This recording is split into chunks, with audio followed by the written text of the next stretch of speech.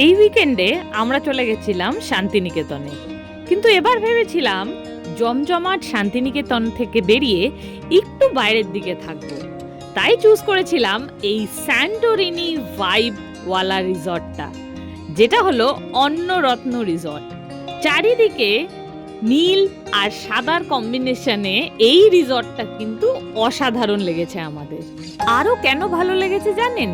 যেদিকেই তাকাচ্ছি সেদিকেই সবুজ, একদিকে ধান ক্ষেত আর আরেকদিকে জঙ্গল আর জলাশয়, একদম নিরিবিলি, আর তার মাঝখানে এই নীল আর সাদা স্যান্টোরিনি ভাইব রিসর্ট। খাওয়ার দাওয়ারও এই রিসর্টে ভীষণ ভালো, আর ইনফিনিটি পুলের মতনই একটা পুলও রয়েছে রিসর্টে।